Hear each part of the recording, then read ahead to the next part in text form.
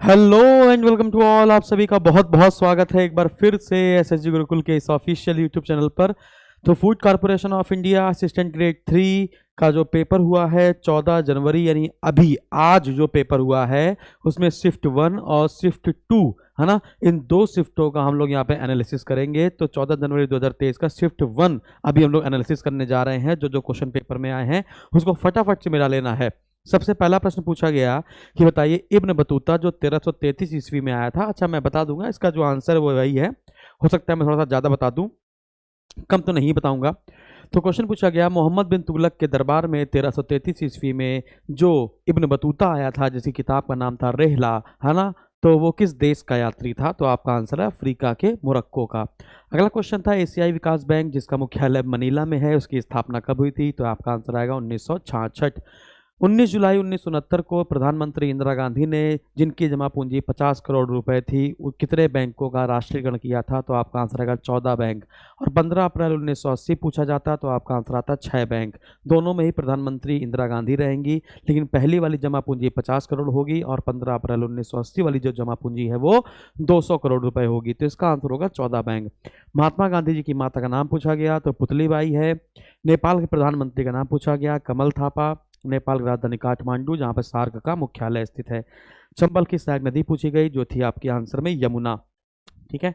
अगला question malaria का वाहक पूछा गया निम्न में से कौन सा बीमारी प्रोटोजोआ से होती है या फिर कौन मलेरिया किससे होता है? ऐसा कोई प्रश्न था, आंसर था प्रोटोजोआ। और प्रोटोजोआ से पूछा जाता तो आंसर था मलेरिया। दूध से पनीर बनाने की जो क्रिया है वो फिल्ट्रेशन कहलाती है। क्वेश्चन पूछा गया सबसे महंगी खिलाड़ी आईपीएल में खरीदे जाने वाले सैम करन किस देश के लिए खेलते हैं? तो आपका आंसर रहेगा इंग्लैंड के लिए क्रिकेट खेलते हैं। बॉलिंग बैटिंग दोनों करते हैं। तरंग दैर्घ्य का प्रतीक पूछा गया था what is the symbol of wavelength? तो आपका आंसर होगा ये। तो इसके बाद तरंग दैर्घ्य एंगस्ट्रॉम में मापी जाती है, एंगस्ट्रॉम का होता है ये वाला। इसके बाद साहित्य अकादमी का पुरस्कार पूछा गया वो भी हिंदी भाषा में। तो तुमड़ी के शब्द के लेखक जिनका काव्य संग्रह है जिनका नाम है बद्री नारायण। पूछा गया व्हाट इज बायोटिक? तो आंसर में था प्लांट। अगला पूछा गया 23 दिसंबर को किसकी चौधरी चरण सिंह की याद में कौन सा दिवस मनाया जाता है? ऐसा प्रश्न था। तो आपका आंसर आएगा नेशनल फार्मर डे। क्वेश्चन पूछा गया मेहरौली का जो लौह स्तंभ है वो किस समय का था? तो आपका आंसर आएगा चंद्रगुप्त द्वितीय, यानी कि उसमें आंसर था गुप्त वंश। टीडीएस में डी का मतलब पूछा गया तो आपका आंसर टीडीएस जो काटता है वही टैक्स डिटेक्टेड एट सोर्स। फिर नीली क्रांति का संबंध किससे है? तो मछली पालन से है ना। इसमें एक क्वेश्चन था अधातु पहचाने, है ना, नॉन मेटल पहचाने, तो उसमें ऑप्शन थे, ऑप्शन नहीं मिल पाए मुझको। अगला क्वेश्चन है भारत का पहला उपग्रह जो 1975 में भेजा गया था आर्यभट्ट था उसका नाम। अगला दीन इलाही धर्म की शुरुआत या दीन इलाही विचार किसने शुरू किया था? तो आपका आंसर आएगा अकबर ने 1582 में। क्वेश्चन था कि राष्ट्रपति द्रौपदी मुर्मू अभी कुछ मंदिर के समूह को विचार को लेकर चल रही थी, उसमें रामप्पा मंदिर कहाँ पर है? तो तेलंगाना। ऐसे कोई क्वेश्चन था। भारत कला संग्रहालय या भारत कला भवन कहाँ पर है? तो Banaras Uttar Pradesh. Poverty and un British rule in India की पुस्तक के लेखक कौन है? दादा भाई नौरोजी। अगला क्वेश्चन है national saving certificate maximum limit कितनी है? तो कहेंगे नो लिमिट। लास्ट क्वेश्चन था निम्न में से कौन सी एक झाड़ी है? तो आपका आंसर था नींबू। सिर्फ मेरे बच्चे जो जिन्होंने हमसे पढ़ा है, जिन्होंने कोर्स लिया था, सिर्फ वो इतना बताएंगे कि ऐसा कोई भी प्रश्न है जो हमने नहीं पढ़ाया हो। ऐसा कोई भी प्रश्न हो जो हमने नहीं पढ़ाया हो, सारे प्रश्न आपको पढ़ाए हुए मिले हैं। इसमें कोई वाहवाही वाली बात नहीं है, ठीक है ना। तो नॉर्मल से क्वेश्चन थे, अब इसमें भी क्या वाहवाही वाली बात है, नॉर्मल से क्वेश्चन है। तो ये शिफ्ट 1 के जो 24 क्वेश्चन हमको मिल पाए वो 24 के 24 हमने बता दिए। एक दो नहीं मिल पा रहे हैं, अलग बात है, मेमोरी बेस्ड है क्योंकि। अब हम लोग बात करेंगे शिफ्ट 2 की। तो शिफ्ट 2 में जो जो क्वेश्चन पूछे गए थे इन पर बात करेंगे। पहला क्वेश्चन पूछा गया फीफा वर्ल्ड कप 2022 में गोल्डन ग्लव्स का अवार्ड किसको दिया गया? तो अर्जेंटीना के खिलाड़ी एमिलियानो मार्टिनेज को दिया गया। अगला प्रश्न था बहुत ही आसान सा कि भारत के उपराष्ट्रपति किसको चुना गया है? तो भारत के उपराष्ट्रपति कौन है? तो आपका आंसर है जगदीप धनखड़। बंगाल विभाजन का वर्ष पूछा गया 20 जुलाई 1905। उस समय बंगाल विभाजन के समय वर्ष पूछा गया था 1905, इसका आंसर है। और कौन था? Lord Curzon. इसके बाद क्वेश्चन पूछा गया 1857 क्रांति के समय भारत का गवर्नर जनरल कौन था?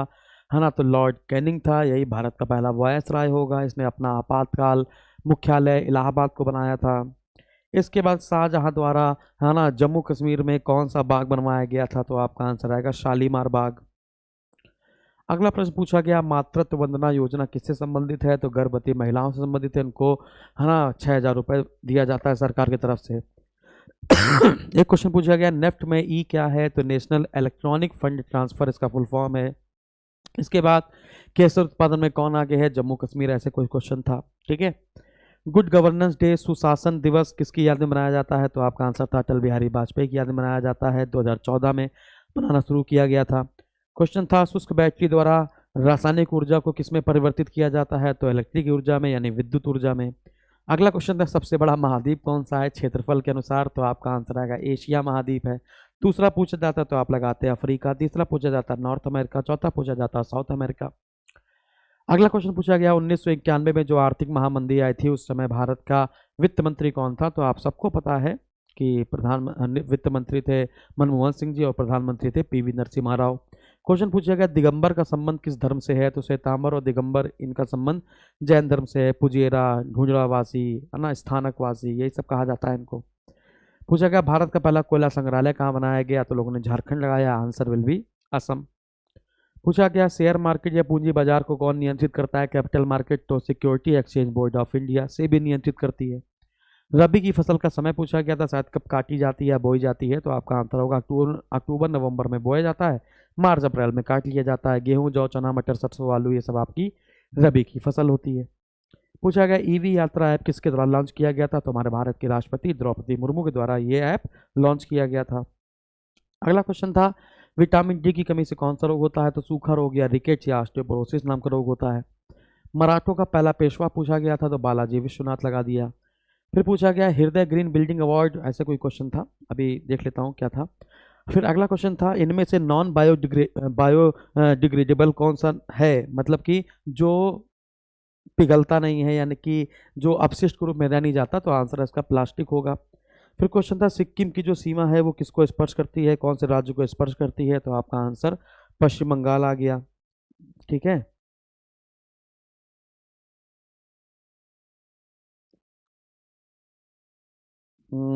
हाँ, तो यही था हृदय ग्रीन बिल्डिंग अवार्ड ही था जो दिया गया है UIDAI को, unique identification authority of India, आपको पता होना चाहिए। ठीक है। तो unique identification authority of India, तो हृदय ग्रीन बिल्डिंग अवार्ड किसको दिया गया था, तो UIDAI को दिया गया।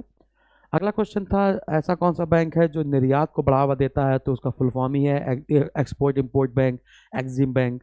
अगला एक क्वेश्चन था काइनेटिक एनर्जी का उदाहरण पूछा गया था कि निम्न में से कौन सा गतिज ऊर्जा का उदाहरण, तो इसमें गति के कारण ऊर्जा आती है तो गतिज ऊर्जा का उदाहरण होगा, स्थिति के कारण आएगी तो स्थितिज ऊर्जा आ जाएगी। जैसे कि धनुष में बंधी कमानी, खिंची हुई कमानी में स्थितिज ऊर्जा है, बंधे हुए बांध में स्थितिज ऊर्जा है ना, तो बहते हुए पानी में गतिज ऊर्जा है। ठीक है। चलती हुई हवा में गतिज ऊर्जा है। तो इस प्रकार से पूछा गया गतिज ऊर्जा का उदाहरण कौन सा है। अब ये जितने क्वेश्चन आपसे पूछे गए हैं इन क्वेश्चन की PDF आपको मिल जाएगी, इस सभी की PDF आपको चाहिए होगी। अभी हम लोग शिफ्ट 3 और शिफ्ट 4 के जो क्वेश्चन थे उसको भी ढूंढ ढांड के, है ना, आपको करवाई देंगे, परेशान नहीं होना है। जितने बच्चे हैं उन सबसे पूछा गया है कि जितने क्वेश्चन याद आए व्हाट्सअप करते रहिए, सब लोग व्हाट्सअप कर रहे हैं। तो इसकी PDF आपको मिल जाएगी SSG गुरुकुल के टेलीग्राम चैनल पर, SSG गुरुकुल के टेलीग्राम चैनल से आप इसकी PDF डाउनलोड कर सकते हैं। ठीक है ना, और हमारे चैनल को सब्सक्राइब कर सकते हैं यदि आप नए हैं। और जो पुराने बच्चे हैं वो कमेंट बॉक्स में कमेंट करके बताएंगे ये सब क्वेश्चन देखने के बाद तुम्हें मेरी याद तो आती नहीं होगी, तुम्हें लगता होगा अरे ऐसा पेपर बनेगा तो अगली बार से सर का कोर्स नहीं खरीदेंगे, हैं। चलिए कोई बात नहीं, लेकिन हो सकता है कि GS तो बहुत सरल आ गए, लेकिन हो सकता है कि मैथ कठिन आई हो, है ना, इंग्लिश बहुत कठिन आई हो, रीजनिंग कठिन आई हो। ठीक है ना, जरूरी नहीं है। तो एक सेगमेंट अगर सरल है तो आप पेपर सरल नहीं मान सकते हैं, इसको मान के चलिए, क्योंकि जब वो जो पेपर देता है उसकी दिल से पूछो कैसे बीतती है। 15 मिनट में पूरे क्वेश्चन करने थे, 15-15 मिनट का समय दिया जाता है। ठीक है ना। तो यहाँ तक आपको बात समझिए। क्लास को लाइक जरूर कर दीजिएगा, शेयर जरूर कर दीजिएगा, चैनल को सब्सक्राइब कर लेंगे नए होंगे तो, मन होगा तो, और टेलीग्राम को ज्वाइन कर लेंगे डेली बेसिस पे। और हमारे नए बैच को जरूर ज्वाइन कर लेंगे जो इनकारनेशन बैच है, UPPSC वाले बच्चे, RO वाले बच्चे।